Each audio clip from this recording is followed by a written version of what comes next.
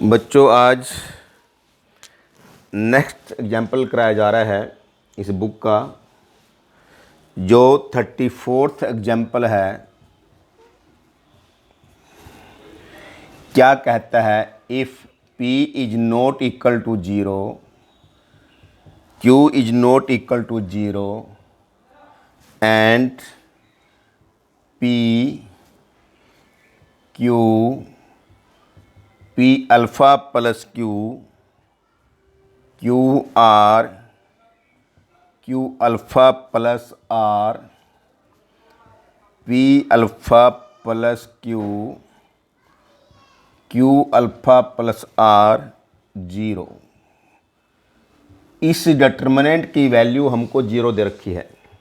फिर दोबारा चेक कर लेते हैं। पहली रो P alpha plus Q alpha plus R, P alpha plus Q alpha plus R 0।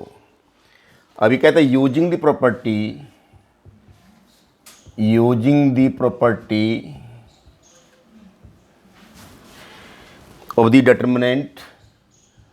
of the determinant prove that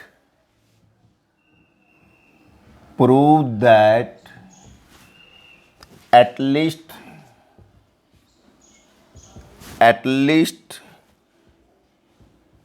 one of the following statement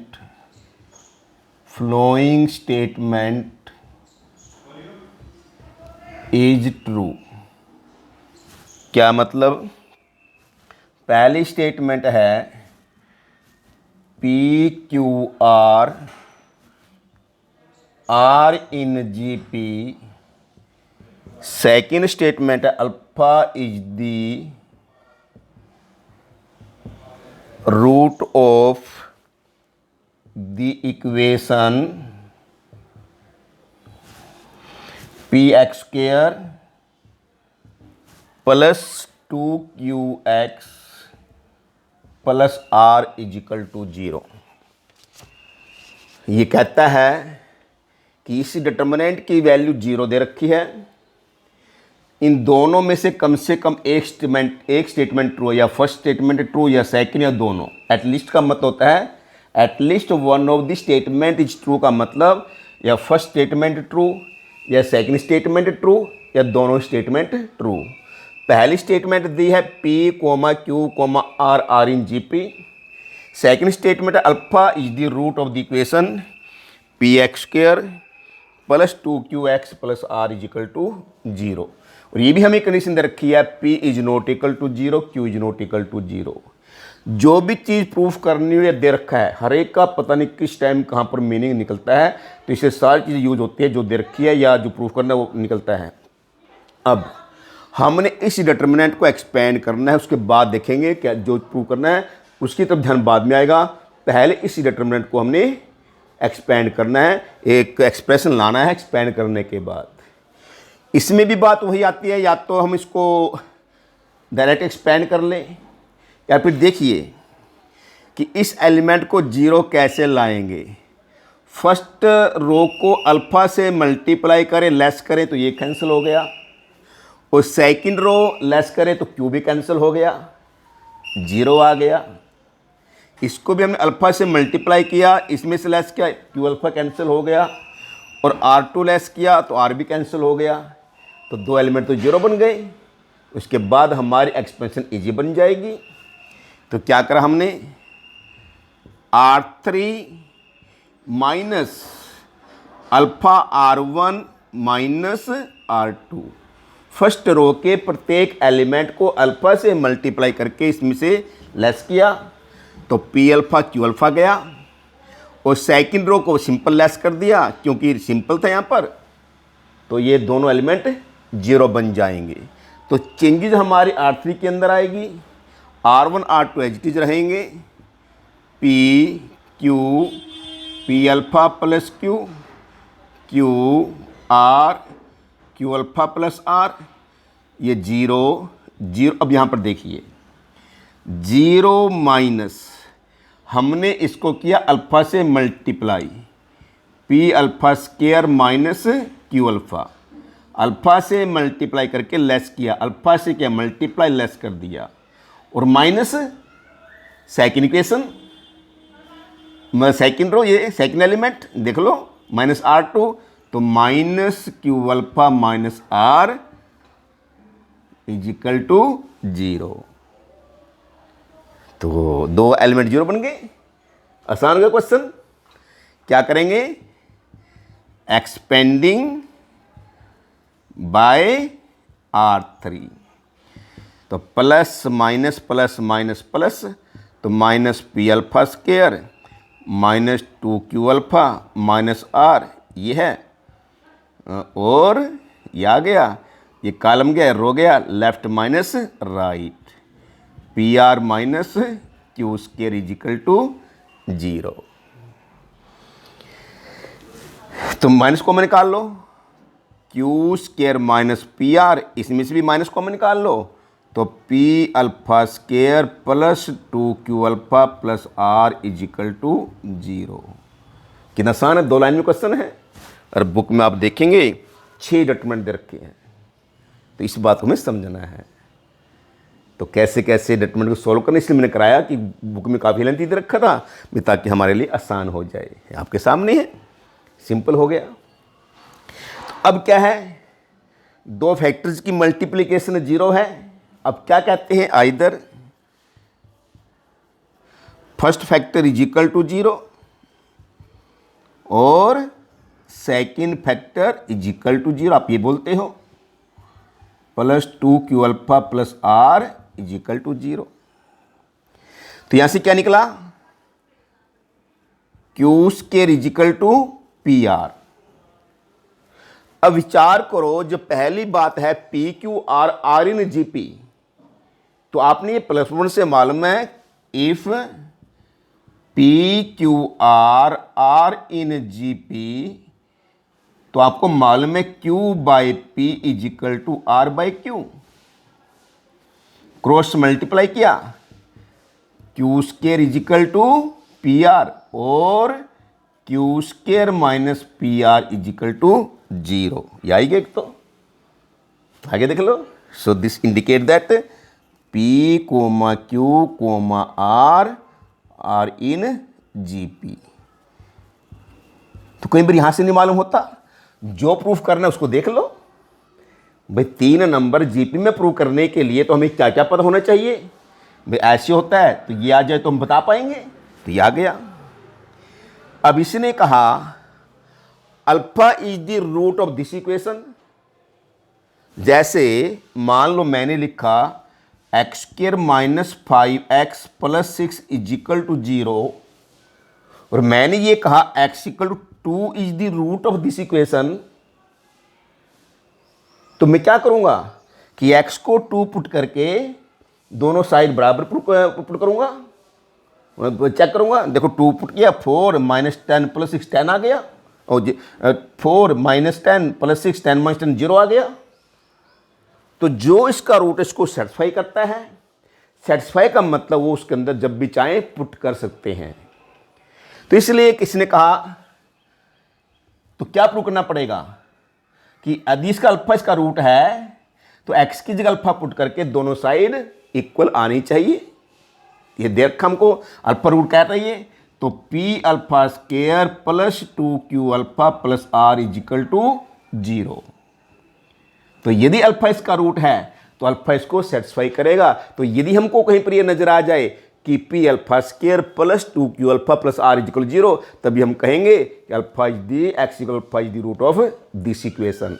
तुमने यहां पर देखा कि p alpha square plus q alpha plus r is equal to 0, ये आ गया। So x is equal alpha is the root of P X square plus 2qx plus r is equal to 0। ये question हो गया। अब आप कहेंगे इसका क्या मतलब, p is not equal to 0, q is not equal to 0। यदि p 0 बन जाएगा, q 0 बन जाएगा, कोस्टेंट रह जाएगा value, constant is not equal to 0।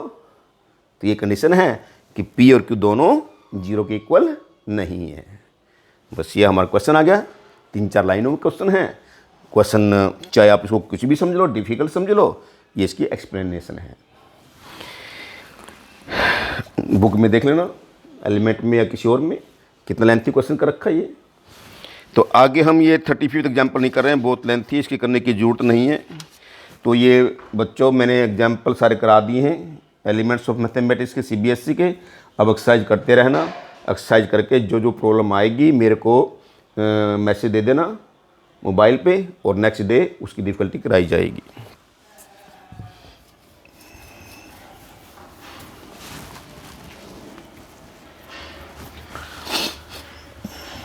आगे हम चल रहे हैं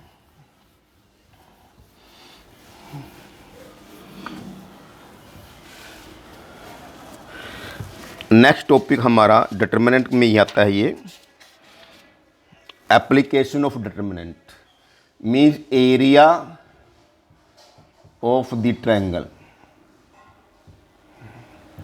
ABC। एक ट्रायंगल है, ए के कोऑर्डिनेट्स x1 y1, बी के coordinates x2 y2, C point के कोऑर्डिनेट x3 y3। डिटर्मिनेंट को यूज करते हुए इस ट्रायंगल का एरिया क्या आता है, याद रखना। Area of the triangle ABC 1/2 आएगा। यहाँ पर x1 y1, यहाँ पर x2 y2, यहाँ पर x3 y3, यहाँ पर 1 1 1 लगाएंगे। तो ये हमारा मेथड है, प्रोसेस है, using the determinant find out the area of the triangle ABC। यदि 12th क्वेश्चन में हमारे पास यूजिंग द डिटर्मिनेंट ना भी लिखा हो, किसी ट्रायंगल का एरिया निकालना हो,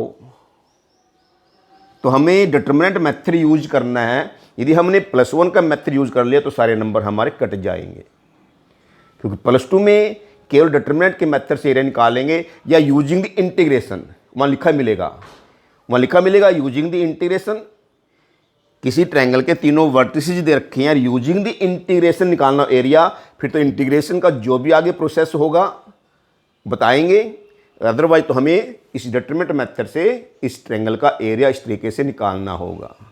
तीनों vertices x1 y1, x2 y2, x3 y3, 1 1 1, तो ये एरिया आएगा। और यदि बाय द वे एरिया इसका नेगेटिव भी आता है, मान लो -30 आ गया, क्योंकि एरिया तो पॉजिटिव होता है, तो +30 लिखा जाएगा। यदि कहीं पर एरिया पॉजिटिव दे रखा है, मान लो कुछ इसमें k लिख दे यहाँ पर कि find the value of k such that area of this triangle is +30, तो वो +30 भी आ सकता है और -30 भी। तो आंसर में प्लस मिलेगा हमेशा, तो प्लस भी होगा या माइनस भी होगा। यदि हमारा भी माइनस आया, हम भी आंसर प्लस में लिखेंगे। जैसे इसके एग्जाम्पल बड़े सिंपल है। क्या कहा, इसने कहा एग्जाम्पल आगे जो फर्स्ट आता है, हाँ एक बात और रहती है, इफ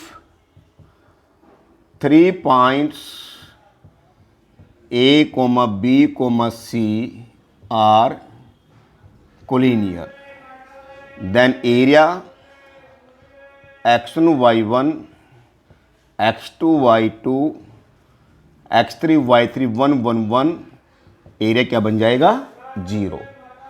3 पॉइंट्स कोलिनियर है, एक ही लाइन के अंदर है, तीनों पॉइंट्स के बीच में स्पेस कोई नहीं है, तो स्पेस नहीं है तो एरिया नहीं है, तो 0 बनेगा। तो इसका मतलब x1 y1 1, x2 y2 1, x3 y3 1, तो इस डिटरमिनेंट की वैल्यू 0 लिखेंगे। या यदि मान लो कहता है prove that 3 points are collinear, तो इसी डिटरमिनेंट की वैल्यू 0 आनी चाहिए। या दे रखा है 3 पॉइंट्स कोलिनियर, कोई कंडीशन निकालनी है, तो एरिया को 0 पुट करेंगे। जैसे एग्जांपल हमारा फर्स्ट आता है, क्या है, using determinant find the area of the triangle whose vertices are 1 -1 2 4 and -3 5। ये कहता है are the given points are collinear, तो एरिया लिखेंगे। Area of the triangle A B C, नाम दे देंगे, ये ए है, ये बी है, ये सी है बाद में। तो क्या बनेगा 1 - 1 1, 2 4 1, -3 5 1, और ये 1/2 आएगा। एक्सपेंशन आपके लिए ईजी है, इतनी हमारी प्रैक्टिस हो चुकी है। तो ये एरिया आता हमारा 13 स्क्वायर यूनिट्स, 13 स्क्वायर यूनिट्स। तो जब एरिया आ गया है तो ये क्लियर है, तीनों पॉइंट्स कोलिनियर नहीं है। इसने पूछा are these 3 points are collinear, यदि 0 आ जाता तो हम कहते तीनों पॉइंट्स कोलिनियर हैं, 0 नहीं आया तो तीनों पॉइंट्स कोलिनियर नहीं है। इसको एक्सपेंड करके ये हमारा आंसर आ जाएगा। बाय दी यहाँ पर -30 आता तो लिख देते हम 13 न्यूमेरिकली, कि न्यूमेरिकल वैल्यू क्या है, +13 है। इसी तरीके से एग्जाम्पल सेकंड आता है, using the determinant so that 3 points are collinear. A point -1 -1, B point 5 7, C point 8 11। ये कहता prove that these 3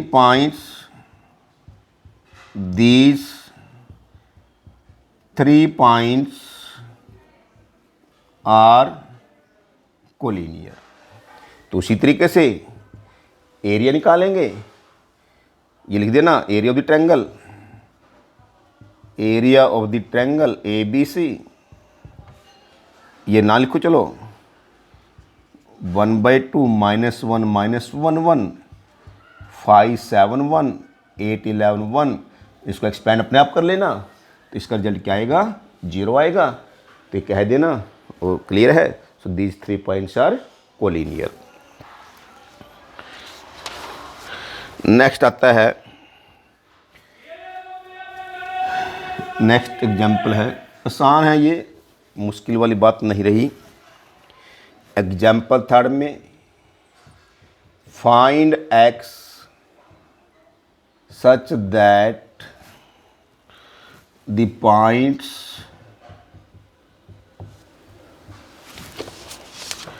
2 - 1 -3 4 and x5 are collinear. Find the value of x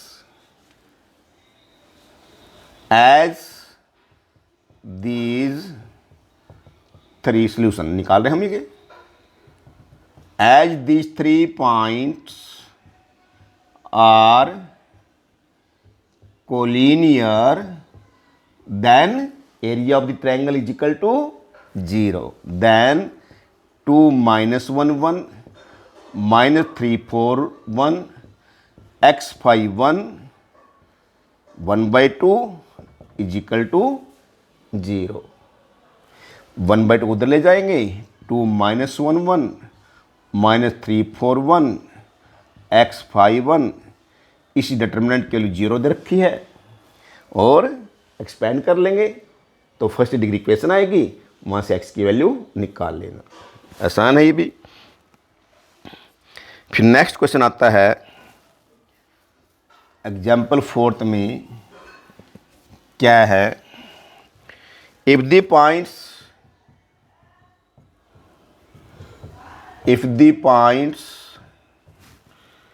a1 b1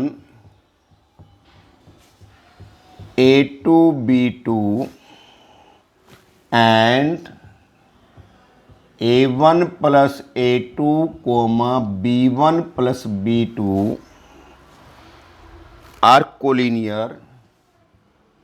are collinear, then prove that a1 b2 is equal to a2 b1। बात वही कि वही simple है, मुश्किल वाली बात तो है ही नहीं। फिर वही बात आती है, solution as these 3 points are collinear, then A1 B1 1, A2 B2 1, A1 plus A2, B1 plus B2 1, 1/2 is equal to 0। Expand करके रिजल्ट आ जाएगा।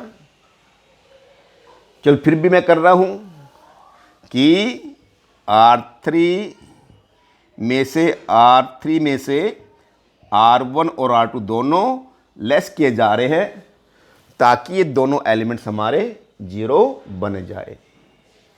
2 को उधर ले गए और ये A1 B1 1, A2 B2 1, दोनों को ऐड किया, लेस किया 0, दोनों को ऐड करके लेस किया 0, दोनों को ऐड किया, 1 में से 1 + 1 2 लेस किया, -1 is equal to 0।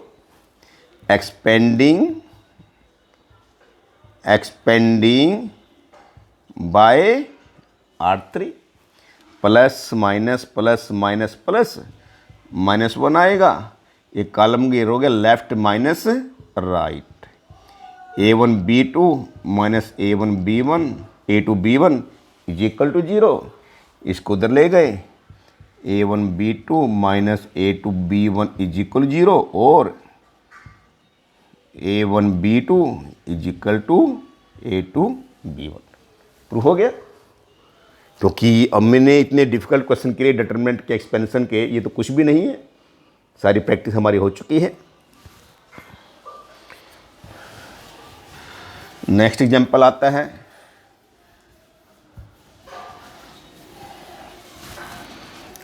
Fifth example क्या कहा,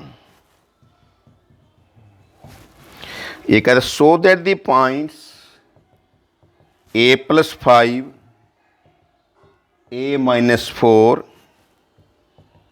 A-2, A+3 and A, do not lie on the straight line for any value of A। Do not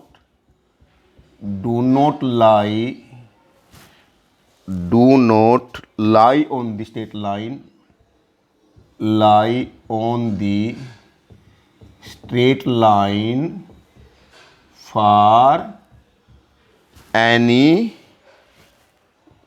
value of A।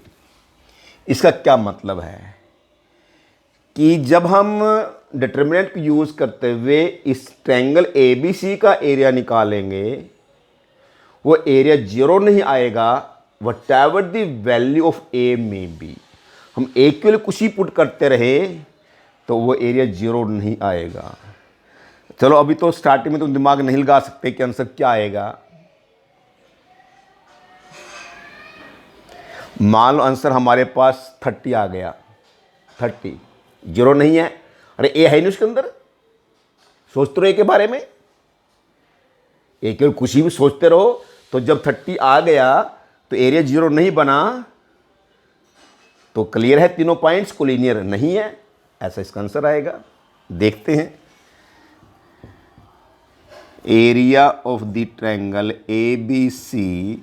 ABC नाम रख लेना, तब तो रख लेंगे बाद में, रख लेना नाम ये, A+5, A-4 1, A-2, A+3 1, A 1, ये निकालना है। और वही बात है, दो एलिमेंट को 0 बना लो, R2 minus R1, R3 minus R1, A+5, A-4 1, R2 minus R1, -7 R2 minus R1, +7 0 R3 minus R1, -5 R3 minus R1, 4 0। Expanding by C3 से एक्सपेंड किया, ये कॉलम के रो गया left minus right, -28 plus 35, 35 minus 28, 7 रह गया, 7/2 आ गया, which is not equal 0। A है नहीं इसके अंदर, जब ए है नहीं, ए की वैल्यू कुछ भी सोचते रहो, whatever the value of A में बी। जब होता है यहाँ पर, जैसे मान लो a -7 आ जाता, हम कहते भाई a की वैल्यू 7 पुट करेंगे तो 0 बनेगा, तो a खत्म हो चुका है। तो इसका मतलब क्लियर है कि for any value of a these 3 points do not lie on a straight line, because for any value of a area is not equal to 0। कोई भी वैल्यू a के बारे में सोचे तो एरिया 0 नहीं बनेगा, क्योंकि इसके अंदर a नहीं है।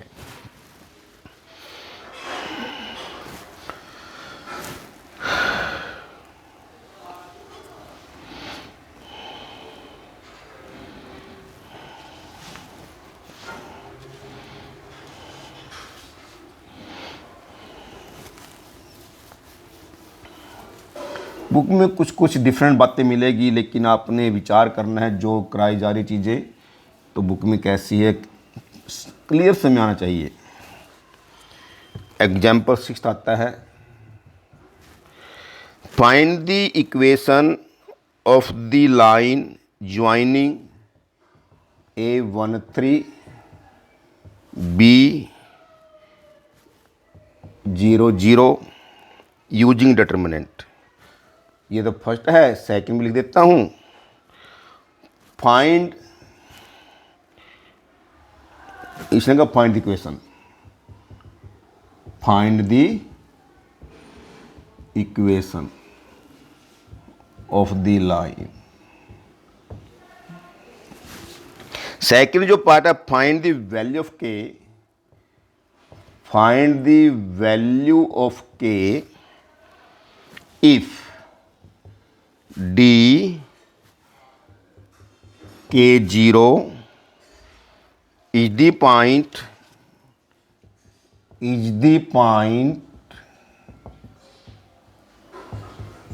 such that area of the triangle ABD is 3 square units, 3 square unit। ये हमको दिया हुआ है, 2 पार्ट है ये।